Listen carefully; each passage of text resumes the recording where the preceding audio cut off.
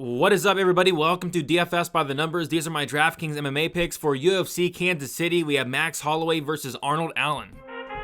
I need all the wins, yeah.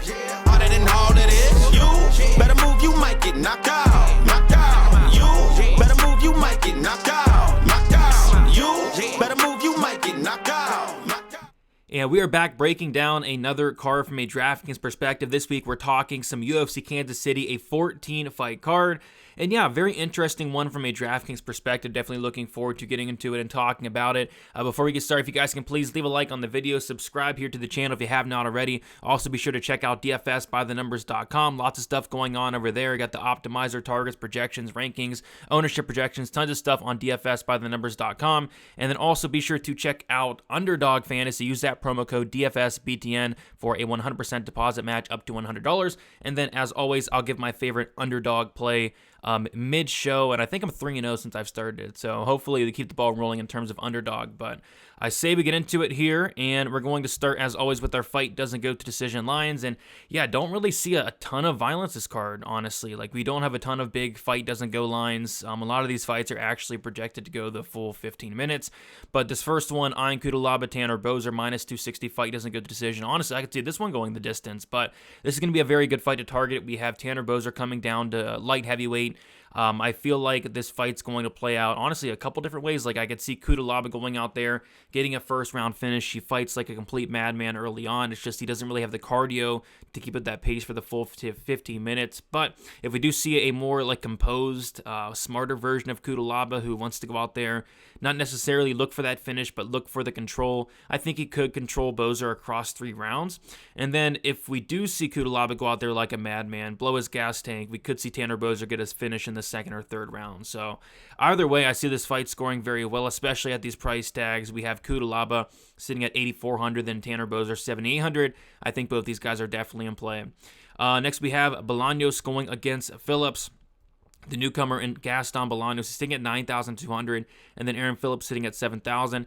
Yeah, solid fight to target, I'd say, just due to the fact that Gaston Bolaños and 100% finish rate has a lot of power, has knockout upside here at 9,200. And then you have Tanner Boser, not Tanner Boser, you have Aaron Phillips, who is going to be coming off like a 3-year layoff just about. And if he gets this fight down to the mat, I think he's actually very live for a submission just due to the fact that Bolaños, his ground game is not good at all. More so of the opinion, though, of Bolaños does go out there and knock out Phillips at some point in this fight, but I'm not completely in love with the price tag of Bolaños, but it's hard to ignore a guy with a 100% finish rate, honestly, where I don't see a ton of finishes. Next, we have Dustin Jacoby going against Osmat Mirzakhanov, minus 145. Fight doesn't go the decision. I actually think this fight does go the distance. Both guys very durable. Both these guys have a combined like 1 knockout loss, and that was Dustin Jacoby back in like 2014. Yeah, I feel like this fight probably doesn't score too well. You have Jacoby 8,900, no takedown upside. I don't think he has much finishing upside. I think if Jacoby does win, it's a decision, and he's going to throw a lot of volume, but I don't know if he's going to pay off his price tag with just volume here. So I'm not in love with Jacoby. On the flip side, if anything, it's probably Mirzakhanov, but I'm not running to the window to play him in my lineups at all, just due to the fact that he's very low volume. I think he's finish reliant in terms of scoring big here. Maybe he knocks out Jacoby in the first round, but I don't really think that happens personally. So it's going to be a fight I'm not too high on, actually, in this one. This next fight I'm going to be high on, though. We have Brandon Royval going against Matheus Nicolau, and Brandon Royval just brings a style that's going to leave a lot of openings to get him hurt, and then it's going to leave a lot of openings to hurt his opponent. So I think somebody's getting finished here. Brandon Royval, 7,100, I think is one of the more intriguing underdog plays on the slate just because he's so cheap and he has that finish upside. And then you have Matheus Nicolau, who I think he has finish upside in his own right. He hits very hard, and Brandon Royval has no striking defense to speak of. So I think this bottom fight is a very good one to target, and then that top fight as well, Cutelaba Boser. I'm staying away from the Jacoby Mirzakhanov fight for the most part, and then I think Phillips Bolaños is solid there. But yeah, not a ton of violence on this card, same thing as last week. Let's get into our core plays here. My favorite plays on the slate, we have Max Holloway sitting at 9,000, and Max Holloway always got to be a core play for me, unless he's fighting Alexander Volkanovski, and then he's not, but he's not fighting Volkanovski here. I mean, Max Holloway just some of the best volume you'll see in the entire UFC. This guy's landing over like 7 significant strikes per minute. It's wild. 5 rounds to work with here. Super tough. Never been knocked out. Never been knocked down. Ignoring Max Holloway from a DraftKings perspective would be a big mistake.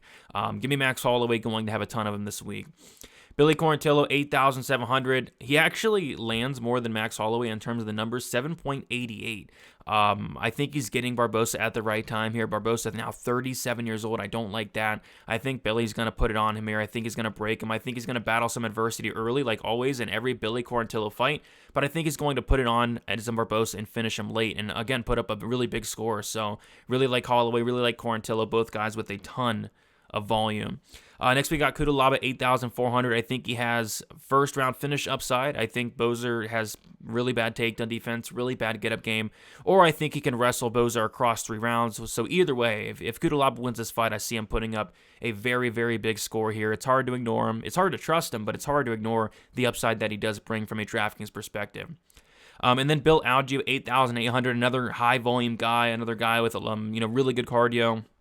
Really good pace, and he's going against TJ Brown, who I think Brown can mix in takedowns here, but Brown makes a ton of mistakes on the mat.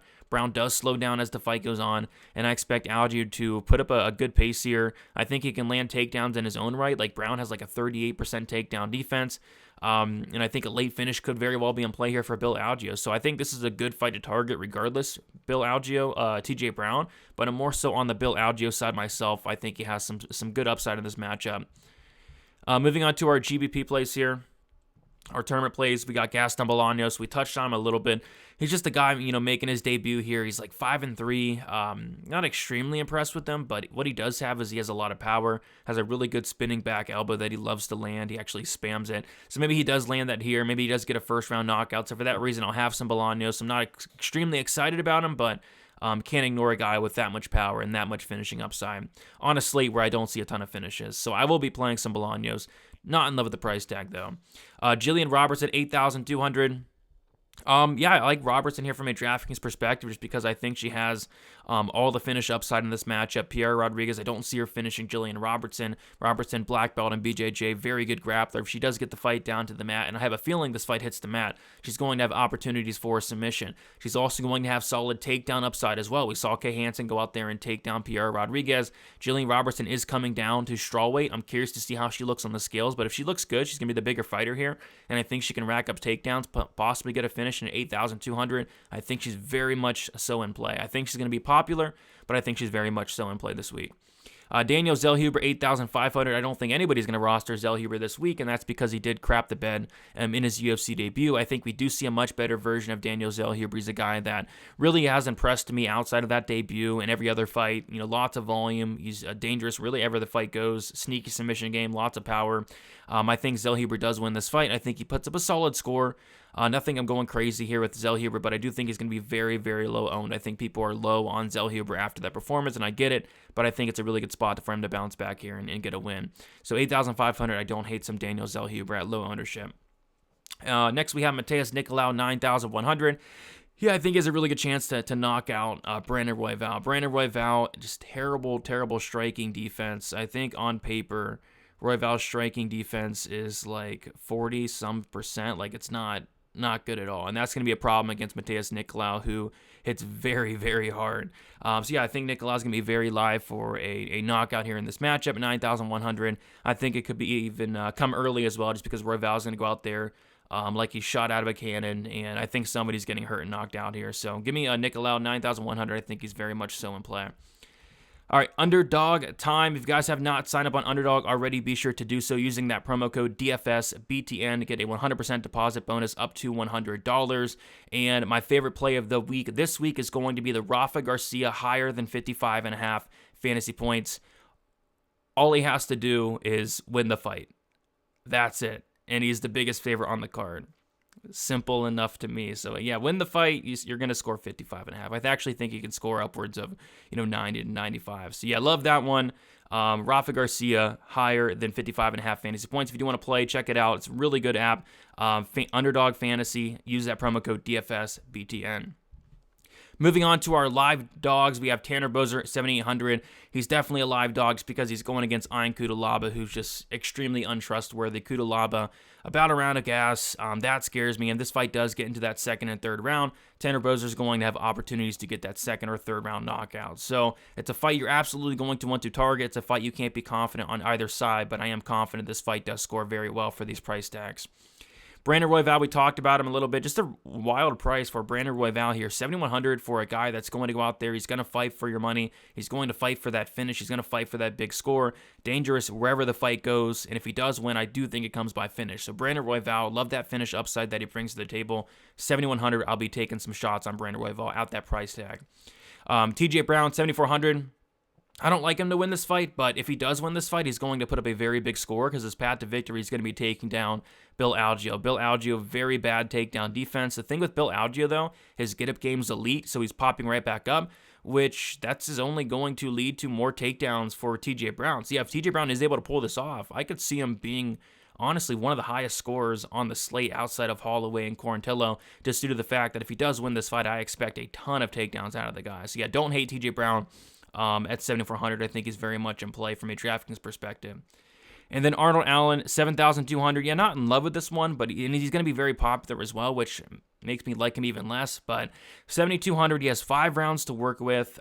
He's never really been a good DraftKings scorer at all. I think he's only surpassed 100 points once, and it was in that Dan Hooker fight. Other than that, he's just not scoring well. Very low volume. I don't see much grappling upside, but again, that 5-round aspect of things makes him worth it here at 7,200. So I'll be taking some shots on Allen just because of the price tag at 7,200 this week.